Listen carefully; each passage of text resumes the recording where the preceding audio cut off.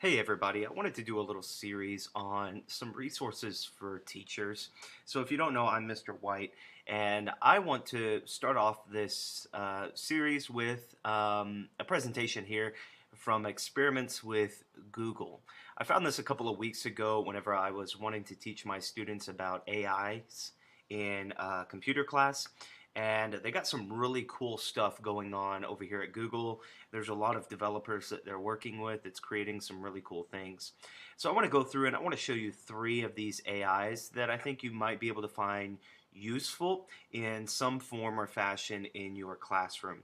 And if you can't use these in any way, well, that's fine too. Maybe you'll just enjoy this video. Or if you're a student and you're watching this, maybe you'll find some cool things that you can do on here. So as a quick overview, I want to share first with you that not all of these are going to be compatible on your device. So if you were to try and use some of these, you may find that it tells you that it's not compatible. For example, there's one down here, right here, that can only be launched on Android devices. And so I'm currently running this on a Mac, and so I won't be able to check into this one to see what's going on here. But there are plenty of them on here that developers are doing some cool stuff with. Hopefully you'll be able to use or to go through these and at least be able to see what some of them are. So I'm going to go ahead and just dive right into this. The first one that I want to show you is this one right here, Quick Draw. So I'm going to click Launch this experiment. Now, maybe in high school, which is where I teach, this may not be something that you use really in the classroom. But if you're on the lower grade and maybe you're teaching art, this might be something that you want to use, or maybe just a fun game for the student, something like that. But this is a quick draw. So I guess the premise behind this is that you draw and the AI tries to guess what you're drawing. So like I said, it might be helpful in art class, helping students learn how to draw so that the AI can kind of guess it. So let's just dive into it and you can see how it works here. So the first one, I'm supposed to draw a school bus in under 20 seconds. I'm currently using a mouse on my I computer see to draw circle, or this. comet, or watermelon, or bracelet. I see ring, or hula hoop, or eye, or binoculars, or unicycle. I see cannon, or van, or motorbike, or bus, or skateboard. I see peas, or train, or trailer. Sorry, I couldn't guess it. Okay, there we go.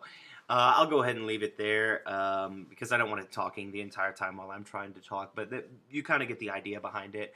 I'm currently using a mouse, and it's rather difficult to kind of draw and get a really good drawing.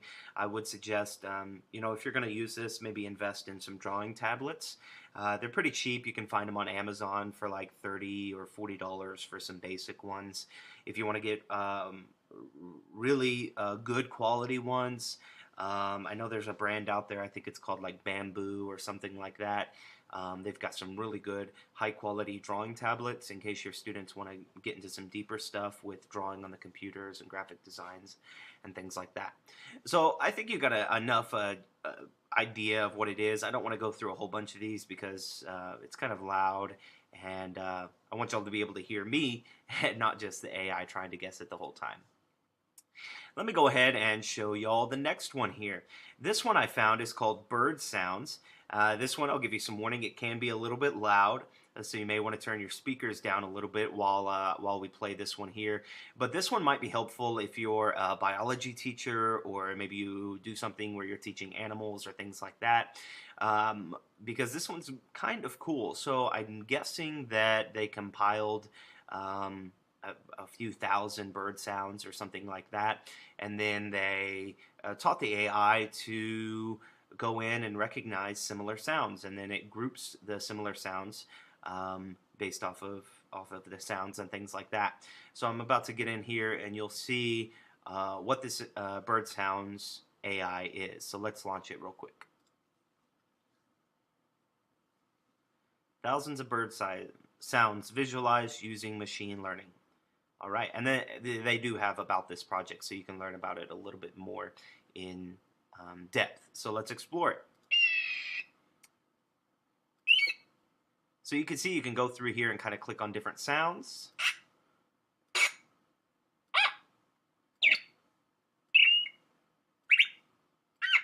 and it'll tell you the name of the bird right above it. So you can hear the sound of the bird, and it'll tell you the name of the bird. Now, unfortunately, you can't really click on it and get information about the bird. Hopefully, that will be a cool thing that can be added to this to be used for classes and for research purposes. But maybe you want your students to do a report on birds. And so they can go in here, they can listen and find a bird sound that they like or something like that, and then just do a research. They've got the bird's name right here, so do some research on that bird. So maybe this is something that you'll do that will be a fun project for your students. And the reason why I say it might be fun for them, I had a few students that like doing this. It did get on some of my nerves, but it is kind of fun to try and make different sounds. I'll show you real quick what my students like to do with it. They like to do this here. And so it kind of sounds like a disc scratching or something like that. But a few of them actually were able to kind of get some somewhat good sounds out of it. And so maybe it'd be fun for them to play with and try and make some little music with or something like that. But this would be a kind of a cool tool to use. I know it's not really the basis or our foundation for anything that we're teaching in biology or anything like that, but it may just be something a little bit extra that you throw in there that your students may think are cool and may get them a little bit more engaged in your classroom. So this is bird sounds, and this is one of the Google AIs. By the way, before I go any further, just want to reiterate, this is Experiments with Google. If you do a Google search, you can just type in Experiments with Google, or the URL is right here, experiments.withgoogle.com/collection/AI. And I don't have anything to do with this project. I just thought it was a pretty cool thing that maybe gives us just a little something for one of our lessons that might engage the students. There was one final AI that I wanted to share with you, and it's this one here, Symmetrize. I don't know if that's how you say it, but it is this one here. This one actually has two parts to it, which I think is really cool. And I think this one might be a really good thing to use in computer classes with typing, but it may also be used in English classes because there's a lot of things you can do in here with synonyms and antonyms and spelling and things like that. So I'm going to launch this experiment and just let you see for yourself what this Symmetrize thing is. So let's launch it.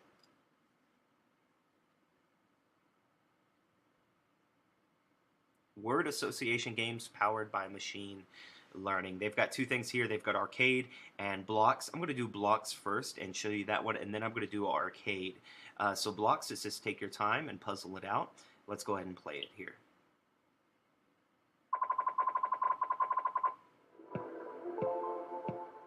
All right.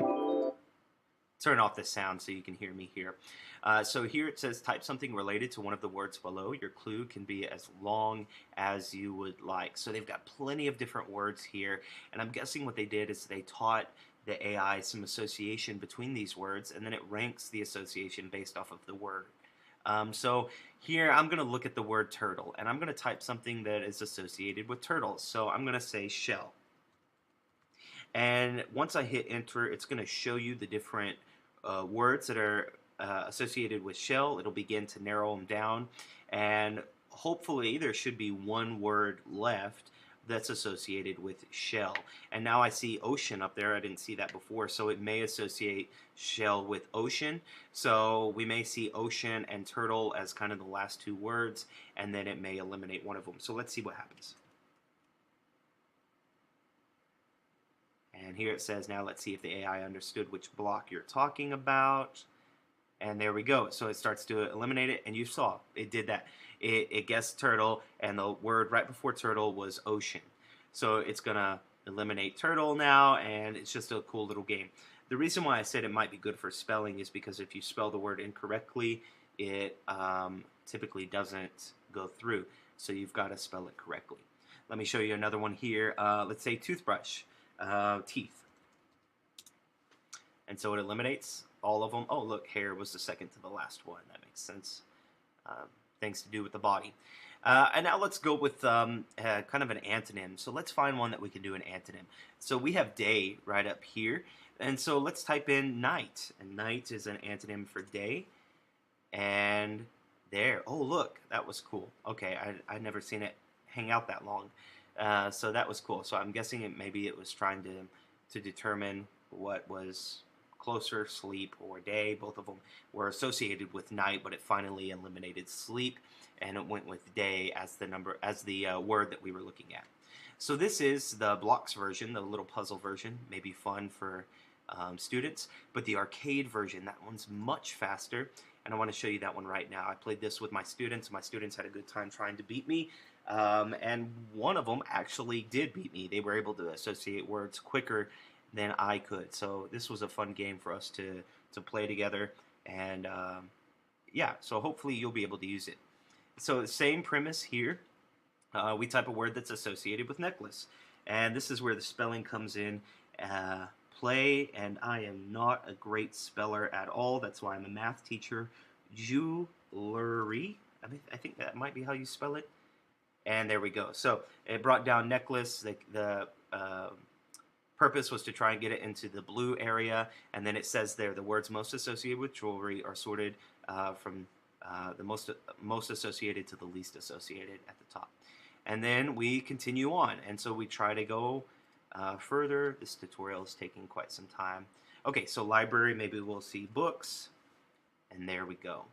We have another word, sleep. We'll do night, and we just keep going, and it'll go faster and faster.